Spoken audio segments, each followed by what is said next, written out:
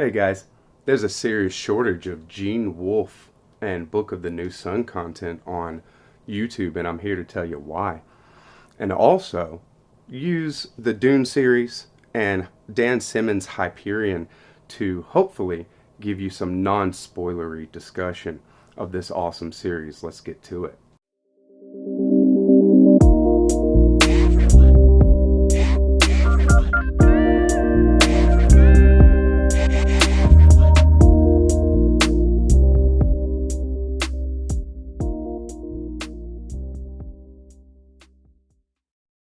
Hey everyone, thank you for coming by. Everyone who reads It Must Converse is the channel. I have just read Gene Wolfe's Book of the New Sun and Urth of the New Sun. It's altogether 5 books. They're pretty small. Each book is maybe 200, 250 pages, something like that. So the series really is binded most of the time in 2 books, 2 volumes apiece for the Book of the New Sun and then the Urth of the New Sun standing alone as a 5th volume. It's awesome. It's amazing. But Gene Wolfe's style of writing does not enable people to talk about his plot and what is in the Book of the New Sun, even the character of Hyperion, without spoilers. It's just a narrative style that he has where everything is a spoiler. He'll give you a scenario, a story. You'll be going along. Things will happen. All this stuff, and you're kind of floundering sometimes, like what does all this mean, what is happening? And then there will be a reveal, a conversation, some exposition, whatever, that gives you context for something that has happened before, or a whole situation, reframe someone's motivations, all that kind of stuff. And then it's spoiler territory, right? And it happens through the whole series and all the way through to the end. Even the end in Urth of the New Sun is shining this divine light back over the whole series of the Book of the New Sun and reframing everything that you've read. It is an amazing work. It is very complex.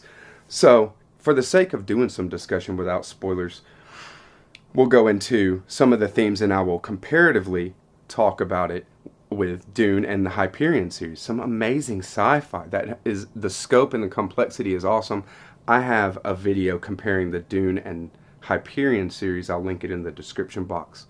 So one thing that stands out about Book of the New Sun and this series is that it's all told from a first-person perspective. Hyperion is giving us this story from the future, talking about what happened to him. It's very unique for the telling of such an epic, right? And it could be argued that Hyperion is more than one person, but still, from a narrative standpoint, storytelling standpoint, having the story delivered this way is very unique and serves to ground you because Book of the New Sun is very heady. It's really a mental flex.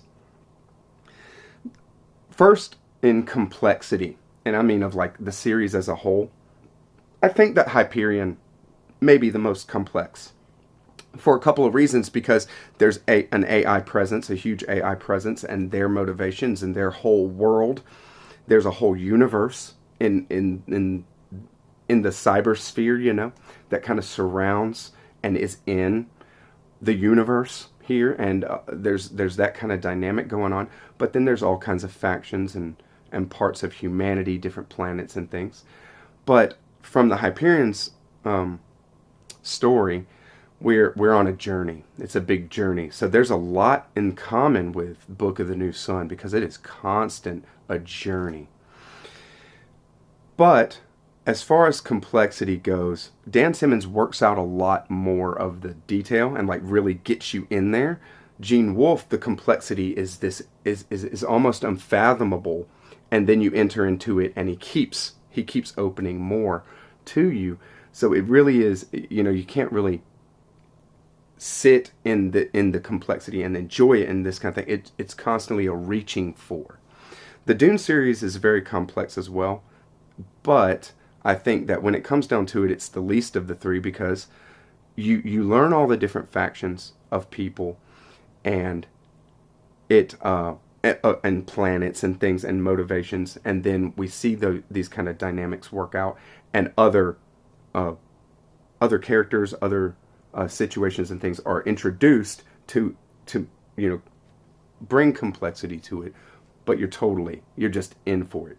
And I'm talking about the first 6 Dune novels with this. The expanded Dune, I do recommend reading it just to get the whole story of Dune, but the writing is, kind of amateurish compared to Frank Herbert's masterful series, right?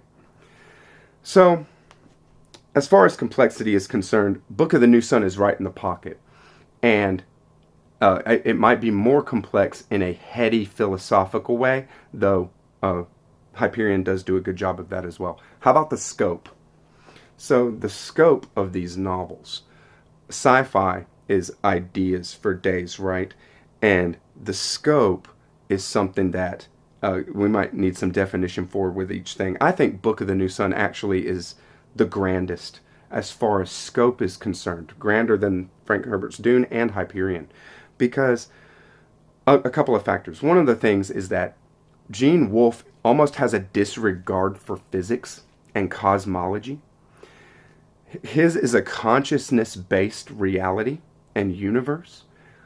There is a kind of intelligence and there's multiple hierarchical, levels of being in his universe, kind of thing, and very rarefied states. These beings operate on a different level than human beings, even though they can interact with human beings. This kind of thing, and it just it's wild. It's wild how Gene Wolfe provides you the scope just through individual, our individual Severian meeting beings and being part of this grand epic story. Dune is probably second in scope. The scope of Dune is awesome, and it really does keep opening and opening. The end of every Dune novel has a reveal. Frank Herbert was really, really great with his endings and these reveals at the end that expand the perspective of the reader, and you just keep expanding all the way through all 6 of the Dune novels. And by the end, you're looking at a galactic level perspective, right? The galaxy. But in Book of the New Sun, you're looking at the universe itself, the entire creation, the entire reality itself. That's the perspective. Now with Hyperion, it's going to be, I think that as far as scope is concerned, because Hyperion doesn't take place along as much time, it seems, as the Dune series, but also Book of the New Sun, because it's Dune. In the Book of the New Sun, the time really doesn't matter as far as the plot. It's cosmic, universal universe perspective. It's unbelievable. But where these books really shine and where sci-fi really shines, I think, is in human evolution. All right, all these authors, Gene Wolfe, Dan Simmons, and Frank Herbert were very concerned with human evolution and the possibilities of that and exploring that in their sci-fi works. This is where Dune really, really shines. And I think Dune is one of the most forward-thinking, most epic kinds of explorations of human evolution, because we have individuals in the Dune series that go through unique experiences that enable them to break through to a higher level of human evolution. Think about like Teg. Teg has the ability to move faster through time, right? He can slow down time for himself, right? And he's moving really, really fast. It uses a lot of energy. He has to eat a lot. He does die he does die a young age because of it, this kind of thing. But it's awesome. And Frank Herbert was all about that, especially with the Bene Gesserits, right? They are a society that has evolved, and they continue that human evolution and are working to work working within humanity to do it. The Hyperion series is all about human evolution. It is the next step. That's what Hyperion is all about. And Endymion is all about the next step in human evolution. And there is a leap. Whereas in Dune, there's a leap almost every book. You know what I mean? There's like a huge leap in every single installment. In Endymion, there's a leap, and it is completely, shattering to how humanity would operate, what we are doing. It's such an evolutionary leap and an amazing thing that it is saved for the end, right? I won't spoil it here, but check it out. I do have videos on my channel that go all through the Hyperion series. In the Book of the New Sun, there is an idea of human evolution that is so far-seeing that it is not even about the evolution of one planet or one society or anything. It's about the evolution of the entire universe towards something that we can't even wrap our heads around. And individuals and people and energies have to, make decisions and do things to make this change, this evolution come about. They have to, but it is going to happen. This is the progression. This is what it's all about. And there is a sense that there's purpose behind everything in Book of the New Sun, even though it's extremely complex and you can't understand it. I will say that it does seem like there's an underlying system to Book of the New Sun and Urth of the New Sun in this epic. It's wild because I've never heard anybody talk about this on any of the Book of the New Sun or Urth of the New Sun exploration that I've come across. So I'm just going to throw it out here and then maybe explore it some more. Y'all leave me a comment on anything that you've seen in this that's sparked interest, and we'll go for it. In the Book of the New Sun, we get Severian's story becoming like the emperor of a part of the world and a representative of humanity. In Urth of the New Sun, Severian is taken to another place, another dimension, another universe is what it is.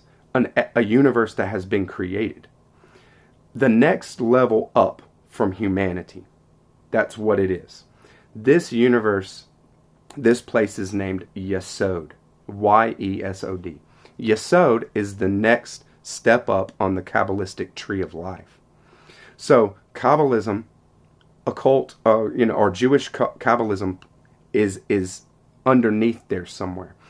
Gene Wolfe was not the type of writer to use that and not know where it comes from and then not to have intention behind it. So I do think that it is a key. Gene Wolfe writes in this way that there is one key to something that you might be trying to figure out or you might not understand.